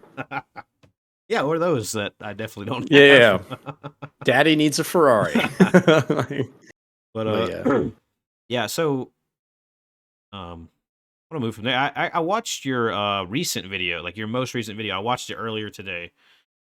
Mhm. Uh, Oh, I think that's my favorite video I've ever Dude, made. it's I really love making good. that. It really, Yeah. I really Yeah. loved it. I know I left you a Yeah. I very appreciate it. basic, not very descriptive comment, but No, I appreciate it though. Thank you. Yeah. yeah, but no, it's damn good. There's a few games in there I haven't played, but I think it really brings out like a lot of the things that I've enjoyed about games over the last handful of years that have kind of kept me continuing to be even more interested in video games because when I was Mhm. younger, I just played games for fun purely, right? And as time went on, I liked it for more for stories and so on. But I think now it's like things like you spoke in your video, like the questions that games ask, whether it's something like Weird West or Prey, talking about what it means to be human or morality or Mhm. um whatever it may be. I think Mhm. that's it's such a great thing that games can offer to give you something to learn about yourself and maybe others and even the people making the game. Yeah. That's why I like making the video too. Because I mean, at the end of the day, I kind of see like the videos I like making the most are kind of try to accomplish the same thing, right? Like making you think. Like Yeah. I'd like when someone finishes watching, one of the videos I make, I want them to be like, "Damn, that actually made me think." Like that was interesting, or that made me feel something, or like the music, like I felt a swell of emotion. That's the kind of vibe I'm going for. So I got lucky. I thought of the like I was like, "Oh yeah, let's talk about this." I think I got the idea. I was watching I think his name's like Max Durasant's videos. I actually Yeah. didn't even watch it. He seems like a really nice guy. I watched like 30 seconds. And He then I was has like, some I need pretty to make a video he like has some this. pretty good videos. Yeah, so he Also has had a like I video on think it was Prey. like I need to watch that. Yeah, it just seems like a really nice guy because he had a video on like Metal Gear Solid or something. It was like the most profound question ever asked. And I was like, I know, and I don't even know what he says in that video now. because I didn't put Metal Gear on my list, but like the second he was like, "This is the most profound," I was like, "Oh!" I just ended the video. I was like, "I'm doing that." Yeah. So, yeah, I enjoyed making that a lot for It's kind of sure. like the video that I want to make eventually that I asked you if you wanted to be part of that I eventually want to make Oh yeah, on anytime. Prey and Weird West. Um just because they tackle morality and what it means to be human, and I feel like that goes along so well with the dynamic systems and everything that are in those games. Mhm. Oh yeah. And I really want to talk about that because there's so much that you can learn from those two games, I feel like. Yeah, no, and and like you said, as you get older, that usually becomes what you're more interested in. So, Yeah, I mean, it's been cool. been interesting to see, now that I'm, 25 years old, I still love just my typical entertainment game that, I can just play down, just play in autopilot. But I Mhm. tend to gravitate more towards games that offer something to some degree. And I mean, you can get that from a lot of games, even the games that you don't think that you can. And I think I'm just always looking for something to take away from something. And I think, a lot of Mhm. RPGs and, bigger games like that kind of offer it a little bit better, which is Yeah, interesting, for sure, like you definitely. playing a lot of CRPGs right now. That's why. Yep. Those are usually quite deep with a lot of different themes and Which is why I'm stories. loving it. And yeah, I'm getting a lot of content I might make videos on. Oh So yeah. like I said, I'm going to make one on Tyranny, so we'll see. Which is Uh, weird. I thought I'd never play a game like that, but right. Yeah. Yeah. alas, here we are. Definitely pretty far away from your comfort zone. Yeah, it's Yeah. I'm not going to lie, the gameplay was a little rough, but Yeah. wasn't the best. Yeah. But I'd say the best CRPG gameplay is probably Wasteland 3. oh yeah, 100%. Baldur's Gate 3 is fun too, but it's definitely more like it's hardcore. Like your Yeah. Call of Duty gameplay, guy's not going to like it, but Wasteland's like XCOM, so Yeah. Yeah. It it's plays a pretty little bit easy to better. get into, yeah. Uh, Mhm. well, you were talking about, trying to make videos that people can take something away from it. Mhm. That's actually funny enough. I do like review type videos and other things like that, but something that I've kind of been doing lately.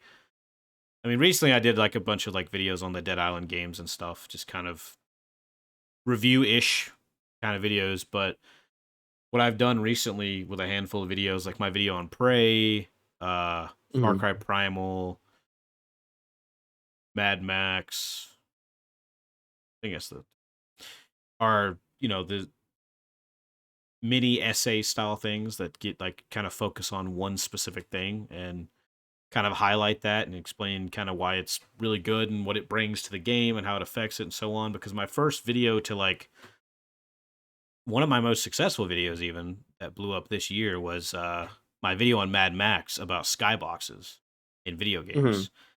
And I Oh, did not yeah. expect that Yeah, that sounds video. interesting. I Yeah, want I to did not watch, expect yeah. that video to do what it did. Um, and it was a cool thing because like I was wanting to make a video on Mad Max for a while, and the number one thing that always stuck with me every time I played that game and from the moment I first played that game was the skybox. It's easily one of the Mhm. most beautiful looking skies in any video game, without a doubt. Oh, interesting. And Yeah. I basically, kind of go over why that is such a like underappreciated aspect of video games, as Mhm. well as being an underappreciated aspect of that game that kind of just makes everything else better, and without it, it wouldn't be quite the same. Yeah, and personally, and you might feel the same way as well. I find like doing that kind of content, one, it's more evergreen than say just a review, or especially Yeah, doing like daily news and things. Um, and it's just like you get more of like a sense of fulfillment, I think. So I'm sure like when you said that the video did well and things, you're probably like, oh, this is cool. Like yeah, I had like this cool insight, and people got to see it. Like for sure, the coolest thing. Um, Ever was currently at least is my video about like the games you should play before you die. I just hit 1 million views I on that, love and that it's like video. that's Good. insane to me. It's like no, yeah, I appreciate it, thank you, but it's like that's what I'm so proud of is I'm like that is the exact type of video before me doing YouTube videos. I would have been like, Yeah, damn, I yeah, wish I could be a YouTuber and make a video that would get 1 million views about why games are beautiful, but yeah, that yeah, just yeah, seems so unattainable. Like because if you get it on a review, it's cool. If you get it on like daily news, that's cool. You're huge. You're making money. But it's like, and to each their own. But I think there's a part in all of us that has like this like you want to tackle some artistic, beautiful oh thing. yeah, You for feel like, sure. I mean, yeah. So it's like it's like skyboxes in video. That's a perfect yeah, example. So I'm sure when that did well, you were like, oh, this is awesome. yeah, yeah. I mean, it was, Like this is cool. Yeah. it was one of those things. Like the idea to make the video was like Hmm. just kind of stewing for a while, but I I just kind of was like, okay, you know what? I'm just gonna make this video. And I'm gonna be honest with you, it Hmm. did not take me very long to make the video. And, you know, Yeah, so that's how it is sometimes. and it was like, it was kind of just a last minute thing. Like, I'm gonna do this thing, I'm gonna write this thing, and it all happened. Like, everything about the video was done in like a day or something.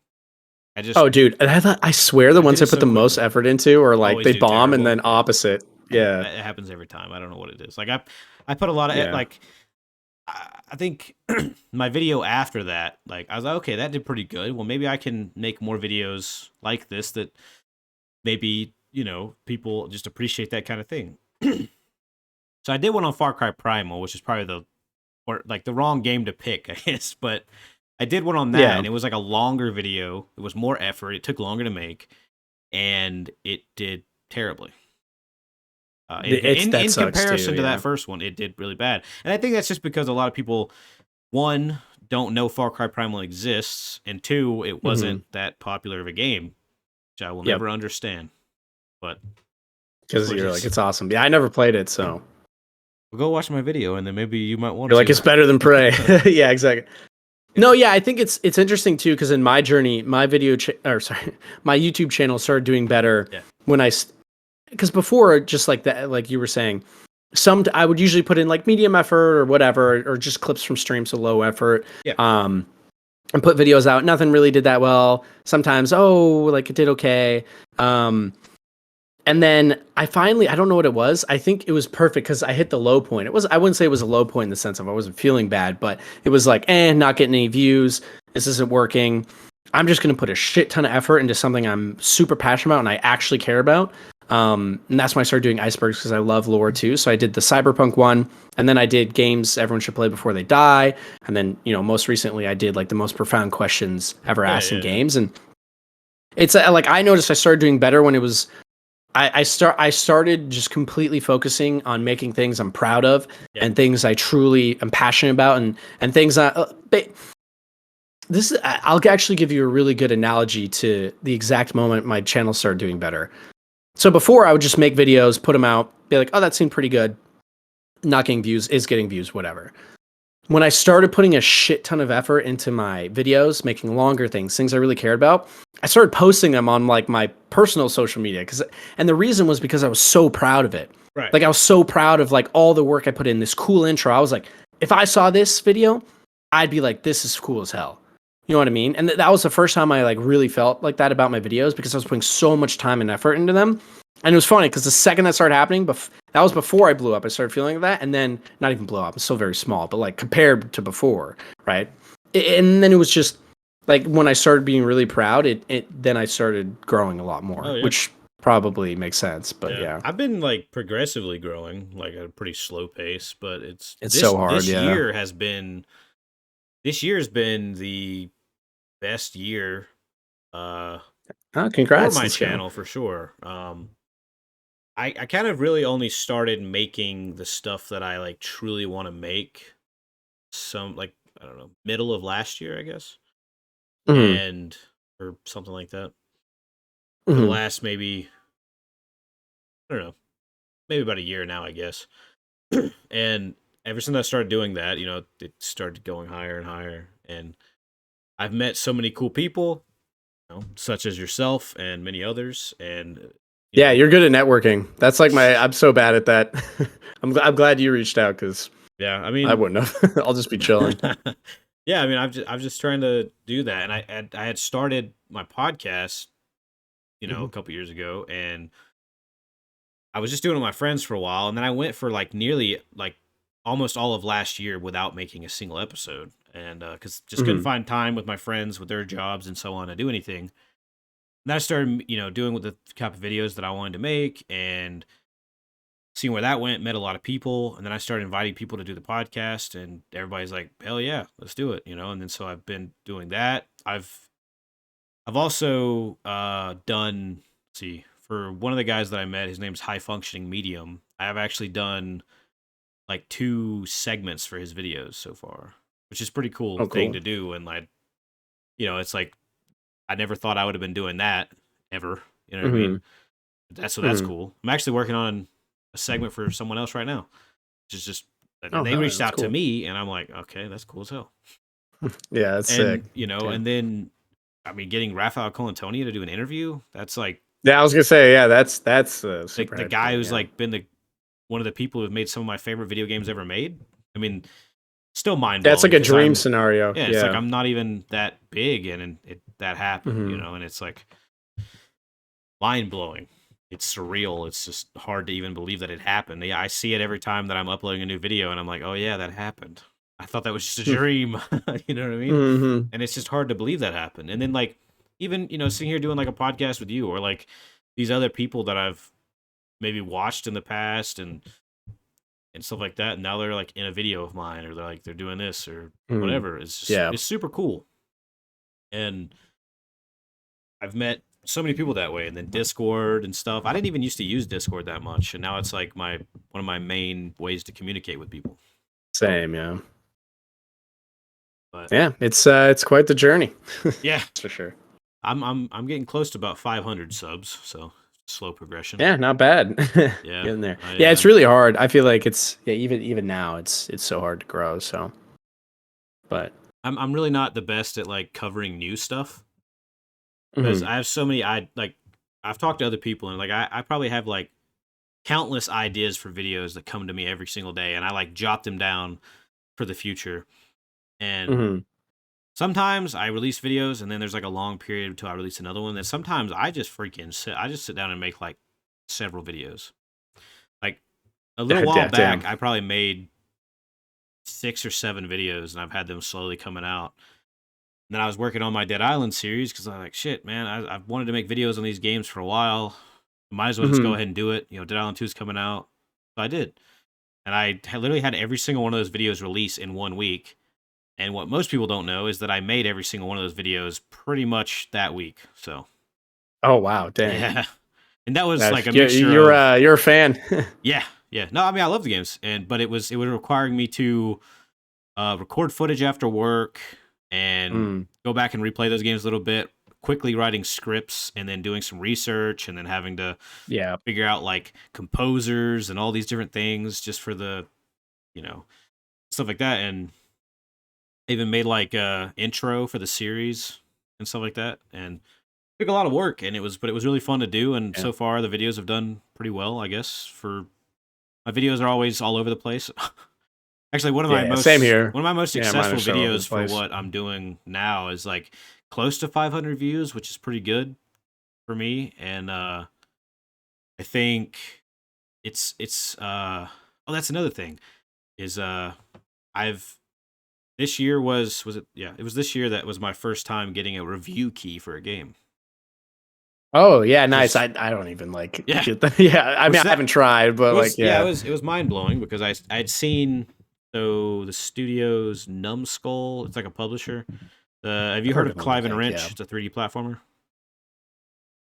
Maybe name sounds familiar, but I haven't like. Yeah, it came out this year, and I was probably gonna play it because I'm a big like Banjo-Kazooie fan and stuff, and I grew up playing 3D platformers. And I was probably gonna get it, but I was like, I didn't have the money at the time. I was like, I'll probably get it later on, and I saw them say something on Twitter, and it was like, oh, hit us up if you need a key, blah blah blah. And I was like, man, there's no way in hell that I'm gonna get a key from these guys. I was like, even though they are an indie like thing and they're pretty small, like they're not like, there's no way in hell that they're gonna get someone like me who only gets like maybe a few hundred views on his videos to like review it. Yeah. And then I literally DM'd them, and they got back with me within, I don't know, like a week or so. And then they thought I was a streamer at first, and they were gonna, because the streamers couldn't stream the game until like, I don't know, the day of or something. Yeah, makes sense. And I was like, no. I was like, I review stuff. And they're like, oh, okay, sorry, my bad. And I guess they went and checked out my stuff. They're like, oh, you make some pretty cool videos. And then they sent me a code, and I was like, oh shit. I was like, this like, just happened? And I was able to play the game for a month before it came out. Oh wow, that's really early. Jesus. Yeah. I 100%ed the game and everything, and I made a review on it, and it came out the day it released. And that's cool. That's been It's like around close to 500 views, and it's probably one of my most successful videos. I did have a lot of people attack me in that video in the comments though about certain things, which was interesting. It's that's just how it is. The game I'm has impervious to it now. issues, okay? The game has performance issues, and you didn't really point them out. And I was like, man, I said that I told you in the video what I experienced. Why would I lie to you, right? Mm-hmm. I didn't even have to, because I didn't get paid. It wasn't a sponsorship. I didn't even have to tell them that I received it for free, because I didn't get any money. That doesn't even have to be in there, but I did it at the very beginning. It's like, hey, I got this code for free. It's cool as shit. Like, I didn't think it would ever happen. And then I talked about like whatever little issues that I experienced. What people don't understand is that I rarely ever experience bugs in video games. So yeah, I'm the same way. Or I don't care about them that much. Yeah, I care about performance. Maybe I just don't care enough to notice them. Maybe that's the thing. But it's like I rarely play a game that's just broken. Yeah, even Cyberpunk, I played at launch and I wouldn't even have considered it broken. Except Jedi Survivor. Just kidding. I haven't played that one yet. Except that piece of shit. I can't say. Yeah. But I mean, I've done these things that are just like, I'm still not big, but I'm like, I received a code for a video game for free, even if it is an indie game that I don't even know how many people played.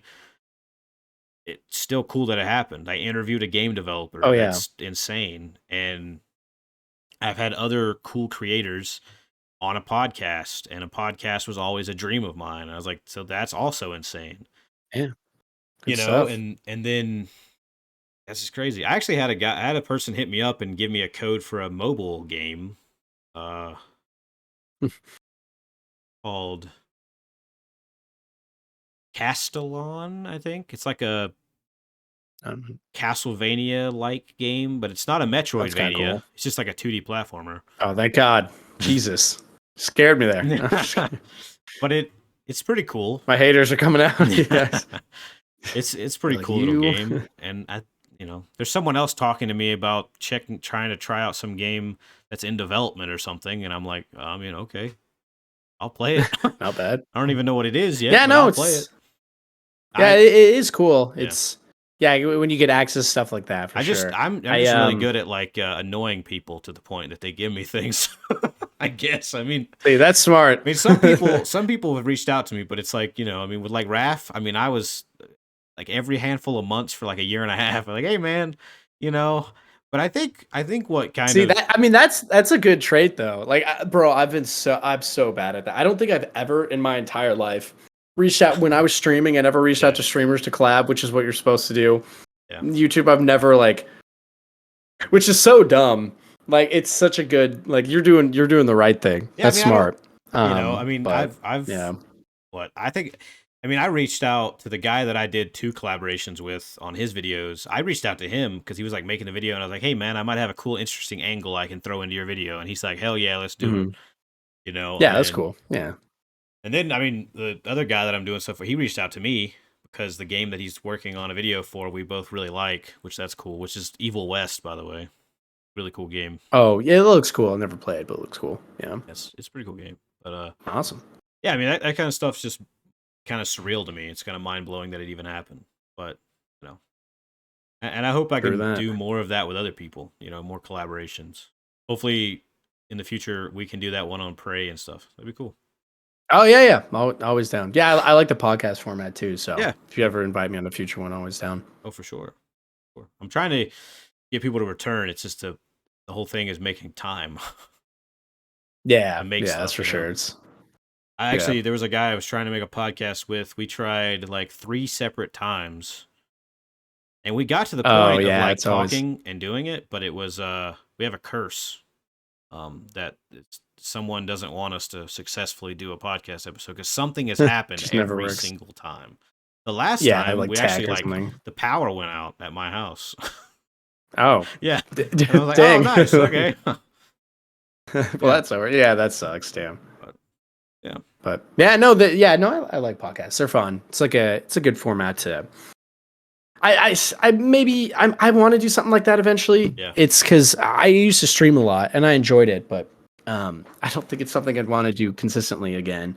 But podcasting, I'd love, like just shooting the shit, talking about games or whatever it is. So we'll see. Yeah, I mean, I always tell people because like I don't, I'm like podcasting is kind of a side thing. It's not like it's not a main focus. The YouTube channel is the main focus, but podcast is like a cool little thing I do on the side, and it's really fun. Smart. It's the way to do it, I think. Yeah. Cool. But, anything else you want to talk about? Before we head out? I think that does it. That was cool though, man. Yeah, man. I appreciate it. Thanks for having me on too. And thanks for joining me because I wasn't sure if you were going to when I first went to reach out. Oh no, yeah, always on. I appreciate it, because you've been supporting me a while too, so I do appreciate it. It's always the thing when I reach out to people to be on a podcast or to a collaboration. I'm a little nervous beforehand. I'm like, fuck it, I'll just go ahead. Yeah, are they gonna hit that send button? But yeah, I mean, worst case, maybe they're busy or something. Yeah, it's all good. But hey, I mean, it was a good discussion. We talked about a lot of weird ways. Yeah, some awesome topics. Yeah, I mean, no, seriously, thank you, man. Yeah, man, no problem. I definitely want to have you on again sometime. We'll figure it out. Definitely. Maybe I can have you on one of those ones where I got another person as well. Those are fun. Yeah. You can hound us both. Get a little rowdy in here. Yeah. It was the last one I did that was like that. It was a little hectic, but it's fun. But yeah, definitely. Yeah, man. It was awesome having you on. Cool discussion, and definitely looking forward to whatever videos you make in the future for sure. Thank you, brother. I appreciate it. Especially with all your CRPG experience going on. Yeah. Gonna have some new stuff coming, so we'll see how it does. I'll see you around, man. Yeah. Once again, thanks for having me, man. I'm wishing you the best. Hopefully, the video does well. We'll see. Hopefully. See you, man. See you, man.